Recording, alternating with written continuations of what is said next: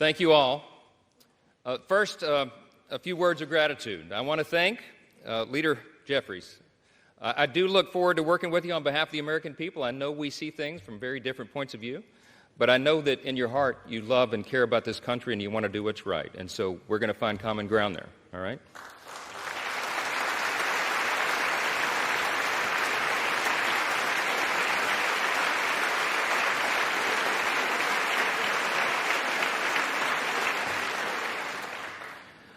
I want to express my great thanks for our Speaker Emeritus, Kevin McCarthy.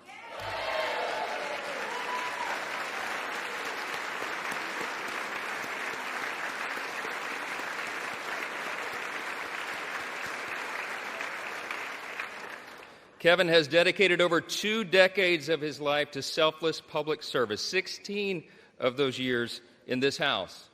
And you would be hard-pressed to find anybody who loves this institution more or has contributed more to it. He is the reason we're in this majority today.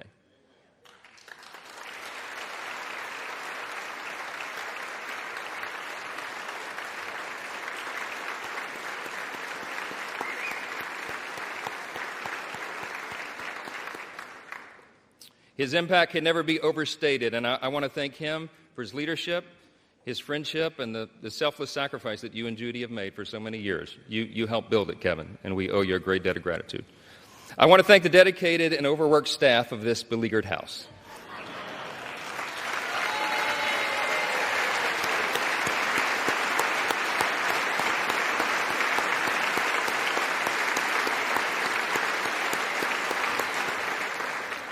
They accept praise so stoically.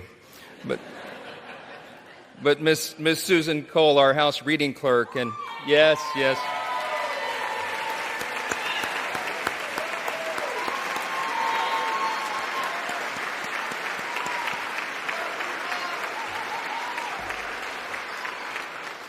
Listen, all the clerks and all the staff, you know they're terribly overworked. This has been a grueling process, but they have served an integral role in keeping our republic, and we thank them for that service. I know we all do. I want to thank my dedicated wife of almost 25 years, Kelly. She's not here. We couldn't get a flight in time. This happened sort of suddenly.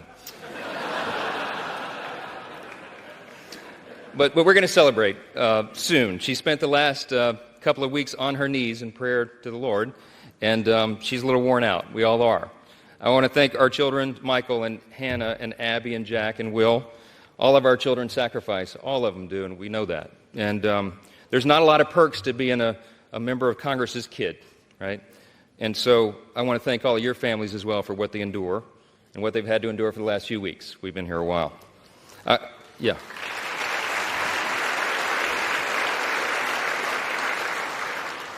I want to thank my faithful mother, Jeannie Johnson, who bore me at the age of 17. And my brothers, Chris and Josh, and my sister, Laura, and all their families, and all of our extended family. In Louisiana, family's a big deal, and we got a bunch of them. I especially want to thank all the extraordinary people of the great state of Louisiana. We have never had a Speaker of the House hail from our state, and so they've been lifting us up.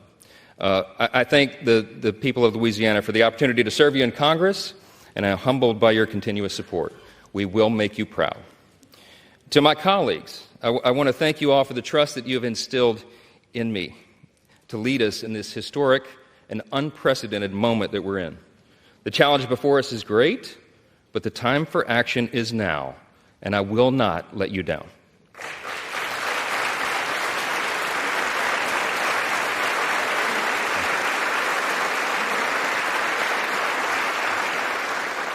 I want to say to the American people, on behalf of all of us here, we hear you.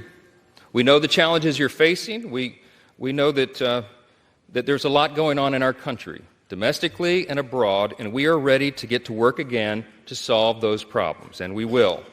Our mission here is to serve you well, to restore the people's faith in this House, in this great and essential institution.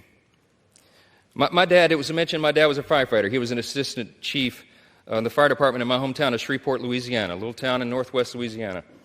On September 17, 1984, when I was 12 years old, he was critically burned and permanently disabled in the line of duty.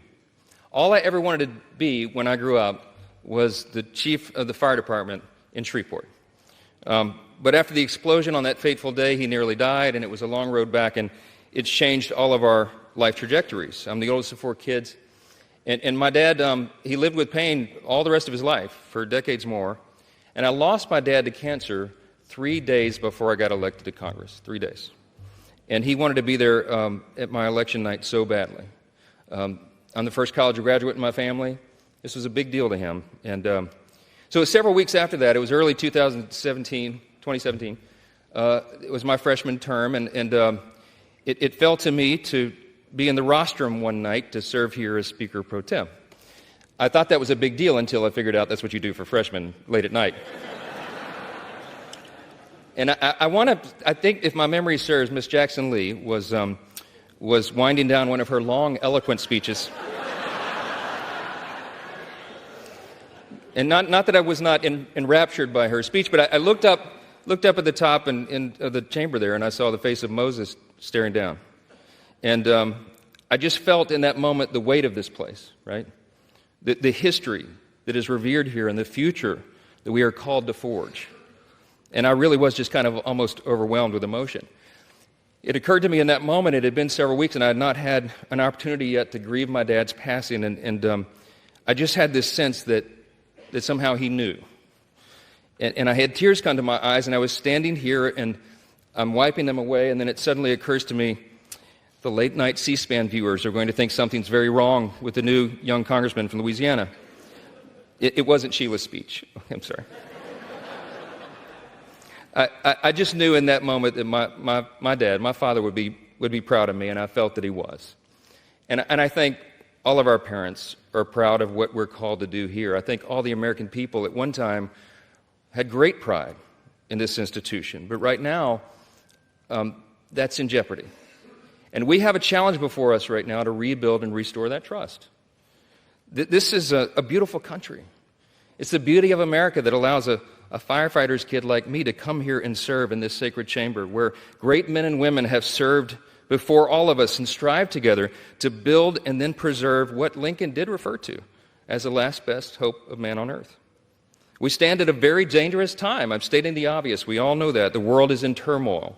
But a strong America is good for the entire world.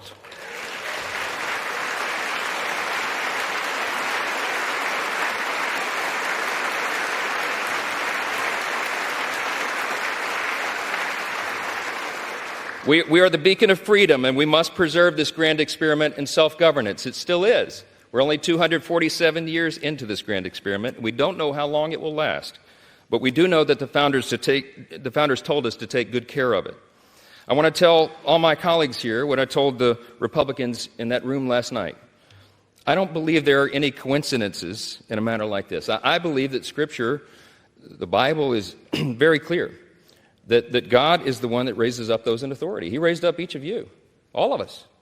And I believe that God has ordained and allowed each one of us to be brought here for this specific moment in this time.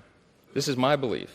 I believe that each one of us has a huge responsibility today to use the gifts that God has given us to serve the extraordinary people of this great country, and they deserve it. And to ensure that our republic remains standing as the great beacon of light and hope and freedom in a world that desperately needs it.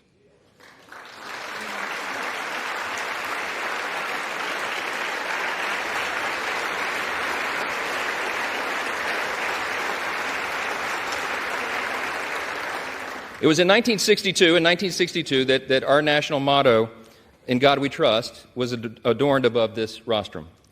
And if you look at the little guide that they give tourists and constituents who come and visit the house, if you turn in there to about page 14 in the middle of that guide, it tells you the history of this. And it says very simply, these words were placed here above us. This motto was placed here as a rebuke of the Cold War era philosophy of the Soviet Union. That philosophy was Marxism and communism, which begins with the premise that there is no God. This is a critical distinction that is also articulated in our nation's birth certificate. We know the language well, the famous second paragraph that we used to have children memorize in school, and they don't do that so often anymore, but they should. G.K. Chesterton was the famous British philosopher and statesman, and he said one time, America is the only nation in the world that is founded upon a creed. And he said it's listed with almost theological lucidity in the Declaration of Independence. What is our creed? We hold these truths to be self-evident, that all men are created equal, not born equal, created equal. And they are endowed by the same inalienable rights, with the same inalienable rights: life, liberty, pursuit of happiness. That is the creed that has animated our nation since its founding, that has made us the great nation that we are. And we're in a time of extraordinary crisis right now. And the world needs us to be strong. They need us to remember our creed and our admonition. Turmoil and violence have rocked the Middle East and Eastern Europe. We all know it. And tensions continue to build in the Indo-Pacific. The country demands strong leadership of this body, and we must not waver. Our nation's greatest ally in the Middle East is under attack. The first bill that I'm going to bring to this floor in just a little while will be in support of our dear friend Israel, and we're overdue in getting that done.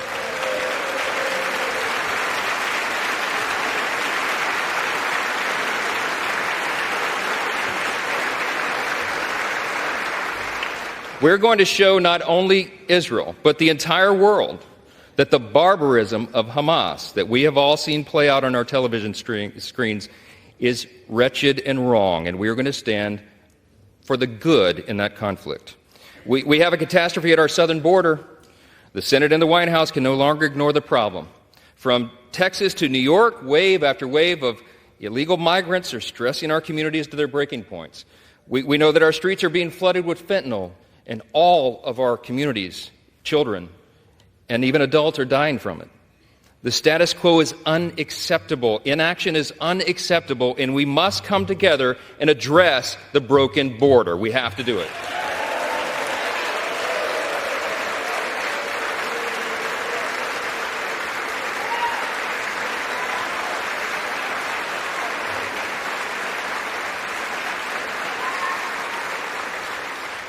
The skyrocketing cost of living is unsustainable, and Americans should not have to worry about how they're going to feed their family every week because they can't afford their groceries anymore. Everybody in this room should think about this. Here's the stats. Prices have increased over 17% in the last 2 years. Credit card interest rates are at the highest level in nearly 3 decades, and mortgage rates are now at a peak we haven't seen since 2001. We have to bring relief to the American people by reining in federal spending and bringing down inflation.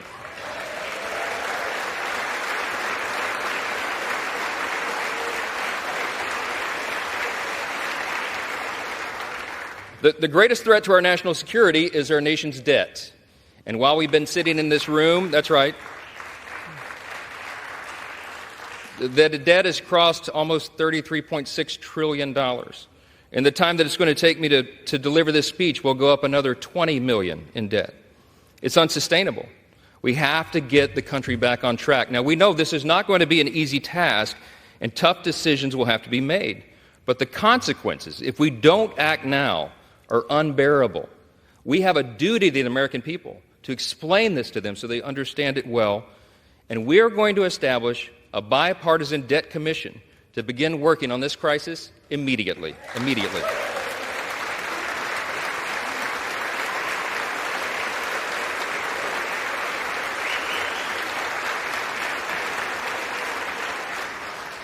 We all know that we also live in a time of bitter partisanship. It was noted, and it's been on display here today. Right? When our people are losing their faith in government, when they're losing sight of the principles that made us the greatest nation in the history of the world, I think we got to be mindful of that.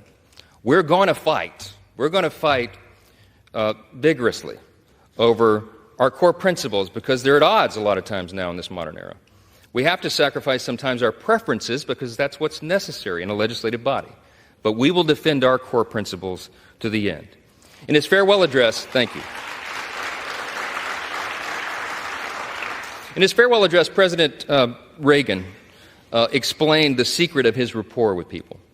And I like to paraphrase his explanation all the time. He said, they call me the great communicator, but I really wasn't that. He said, I was just communicating great things. And they're the same great things that have guided our nation since its founding. What are those great things? I call them the 7 core principles of American conservatism, but let me concede to you all, I think it's really quintessentially the core principles of our nation. I boil them down to individual freedom, limited government, the rule of law, peace through strength, fiscal responsibility, free markets, and human dignity. Those are the foundations that made us the extraordinary nation that we are. And you and I today are the stewards of those principles. The things that have made us the freest, most powerful, most successful nation in the history of the world. The things that have made us truly exceptional. In this time of great crisis, it is our duty to work together, as previous generations of great leaders have, to face these great challenges and solve these great problems. I will conclude with this. The job of the Speaker of the House is to serve the whole body, and I will. But I've made a commitment to my colleagues here that this Speaker's office is going to be known for decentralizing the power here.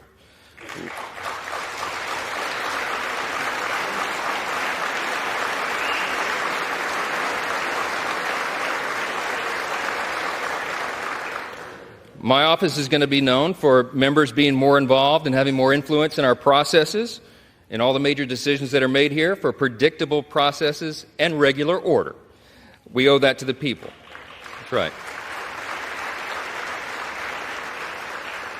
And I want to make this commitment to you, to my colleagues here and on the other side of the aisle as well.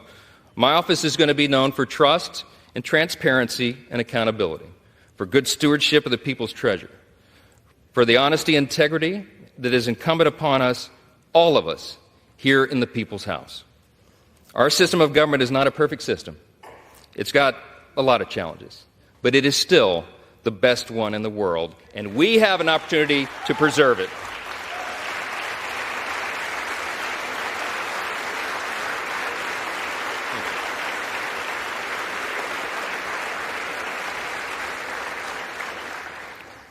Last thing I'm going to say is a message to the rest of the world. They have been watching this drama play out for a few weeks. We've learned a lot of lessons, but you know what? Through adversity, it makes you stronger. And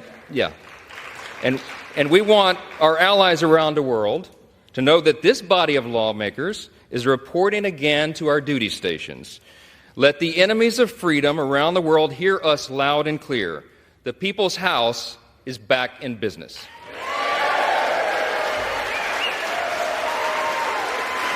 Thank you. Thank you.